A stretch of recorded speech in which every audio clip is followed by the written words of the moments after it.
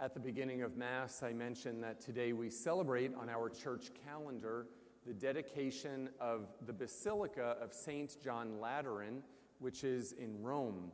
And you may wonder, what would some church all the way thousands of miles away have to do with our own church calendar and the dedication of that particular church? Because normally we would be celebrating the 32nd Sunday in ordinary time. But today, we celebrate this special day because a little bit of history is needed maybe to understand it, but because the Church of St. John Lateran is the mother church of all Christianity. It is the mother church of all Christianity. So let's go back a little bit to around the early 300s. People were under persecution in the Roman Empire if they worshiped Christ, if they exposed themselves and expressed that they were Christians. So it was illegal to be a Christian. And Constantine, the emperor at the time, had said, you could lose your life if you come forth and say you are a Christian, or if he found people worshiping publicly. But Constantine himself had a conversion. His mother was Saint Helen, and she obviously prayed for him. And she was a very holy and spiritual woman. And so Constantine had a conversion. And in 313, there was an edict that went out to the whole land that it was now okay to be a Christian. It was okay in the Roman Empire to worship publicly. So Constantine, because of his conversion, because he put forth this edict, he was very eager to build a church. And so the first church, really that was the Cathedral of Rome at that time, was this church that's dedicated to St. John the Baptist. Lateran is the name of the family that owned all the land around this hill and the estate where the church now sits. So this church has been there for 1,700 years. Now, it's been probably undergone a lot of changes and architectural remodels, etc. But it is the Cathedral of Rome. So it was the first publicly consecrated place for worship. So we celebrate that because we are so blessed in our own country that we have churches all over. We can worship freely. And that is something to celebrate. But because it is the Cathedral of Rome, it is the Pope's church. Now, we probably all think St. Peter's Basilica is the church where the Pope kind of speaks from. Well, that's where they live now since the 14th century. But for over 1,000 years, it was in this particular place. So there are 28 popes that are buried in this church. It's a lot of history that's buried there. There were 4 major councils of the church that made big decisions about what happened, and they took place in that spot. Across the street from the Basilica of St. John Lateran is steps that supposedly Christ walked on when he was suffering, and there's drops of blood on those steps. And so they were brought there by Saint Helen along with other relics from the Holy Land. So it's a very special and magical type place. Something is called a cathedral. Again, this is the Pope's cathedral. When they have a big celebration for the Diocese of Rome, this is where they would gather. And it's called a cathedral because there's a chair in every cathedral that is only for the bishop. In Latin, the word chair is cathedra, so cathedra, cathedral. That's where we get that word. And if you go down to St. James Cathedral, you'll see the chair. It's big, it's marble. And if you go and sit in it, an alarm is going to go off because only the bishop can sit there in that chair. So it's a special place because that's where the bishop would teach from. It's a sign of his authority. So we celebrate today this church that was built in Rome 1,700 years ago. It's not the most beautiful church in Rome, has nice artwork inside. It's not the biggest, it's not the most elaborate. Over time, that church has been under attack. You can only imagine during wars and during times when the church was not in a good light, but it has survived over all of this time. I mention it as the mother church of all Christianity because from that church then there were other churches that were built. People worshiped those first 300 years, but they did it in secret. So when this church was built, it was, wow, public worship, people coming together. Now, we have a mother church here. The mother church of Annunciation is actually St. Mary Magdalene, because we're sort of a daughter of St. Mary Magdalene. Our church was created around 1979, started people worshiping in this area from the community of St. Mary Magdalene. We were an offshoot of it. So we have that idea of kind of growing from the mother church.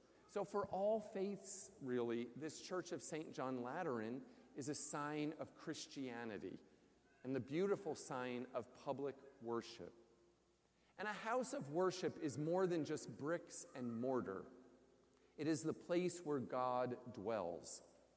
A church is walls that are put up, and often a church takes on the character of the people that worship there. A church is beautiful not because of its architecture. I could go on for hours about this particular church and all the pieces of art and the stained glass windows and all the things. I know a lot about it because I was here when it was built. But it is beautiful not because of the wood on the ceiling or the beautiful marble statues from Italy or the unique one-of-a-kind bronze crucifix. It's beautiful because you are here. It is beautiful because of the people of God that sit in the pews and that worship in this place. And that's really what makes up our church. But we have to remember that it is a sacred place. And that is what Jesus talks about in the gospel today. We see that Jesus became very upset. Now, I don't know if you ever think of Jesus becoming upset, but you can read through that again, and it said he took cords and made a whip out of them. I can't imagine it would be like taking a beach towel and kind of wringing it up and kind of going after people.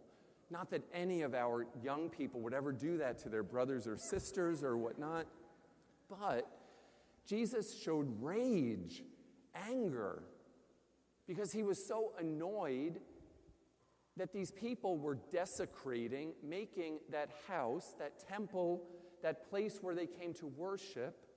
And that time it was the Jewish faith, way 300 years before John Lateran was built.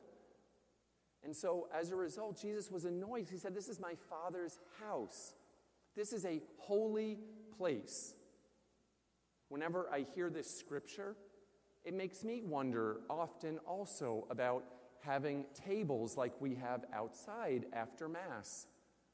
I have to admit I sometimes question it, and I would hope that he would never feel disrespected because, maybe we're selling something or there's an activity that we're promoting. So we try to limit it to about 2. I do feel like you shouldn't be bothered on the way into church, and if you go to the table, that's your choice. But if somebody came up to you and started shoving stuff in your face, this isn't a political rally when you come to church. I think Jesus would come in and say, stop it. This is my Father's house. It is not a marketplace. So we promote our ministries there, but it's voluntary. And we want to make sure it doesn't become a place of chaos. Because what happens in this church, my friends, it does not happen anywhere else. What happens here is unique. You go to an airport, you can see hundreds of people. You can socialize, see people traveling back and forth. You can go to the mall, Publix, see some of your friends, shop, do whatever. They're public places. If you want to go to a theater, go down to the new Performing Arts Center. Looks beautiful. I've heard it was magnificent, a great place, probably fine sound. But this is not one of those places. This is a church. And what we do here is not a show. What we do here at church is not a show, it's sacred. It means that we present ourselves in the way we dress, in the way that we act. We do so in a reverent type of way. Someone has asked me before, or told me, and said, I think this would be a great idea. They said, Father, I went to this church, and in this church, you could bring your coffee to the chair. So like during the readings and during the homily, which is not a homily, it's preaching, that, I could drink my coffee and eat my donut and whatever during Mass. And you're kind of asking, like, wow, what a great, novel idea. No, it's not going to happen, okay? If you want, spirituality and caffeine and whatever else, latte included in it, go over to Starbucks and watch Joel Osteen on your little phone in front of you and see what he had to say today. But this is church, and what we do here is different than any other place. So we come here today to celebrate this dedication of John Lateran. We come here today, I hope maybe to think about, what is church to you?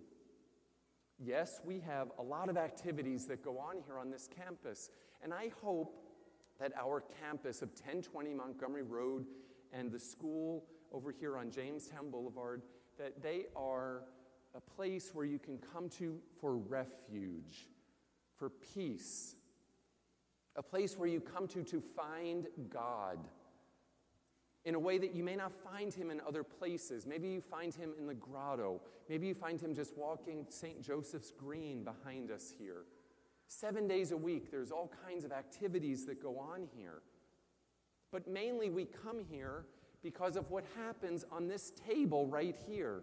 And that is that Jesus makes himself present right here. Jesus comes to us. He's present in the tabernacle. So what we find here in these walls is the gift of his word, the gift of his sacrament, the gift of one another. And God's life is not just confined to here, it goes outside of here because we take it everywhere else in our week. Wherever we go from here, I hope we have learned something and we are disciples, we're following the Lord. And so church is something more than just a social hour or to hear good music or wonderful preaching, of course, at every Mass. No, it's coming here to be filled spiritually. Because God has invited us here into a mystery. God has invited us into a relationship with him. He's invited us here to acknowledge the sacred in me, in you, in one another, in the beauty of his presence. So when someone asks, well, why do you go to church? I hope you'll take just a few moments today and reflect on that. Why? Really, why are we here? What does this mean to us? And how is it that the Lord is continuing to make his holy presence known in us so that we can be able to express that as living stones to wherever we go every day of every week of every year?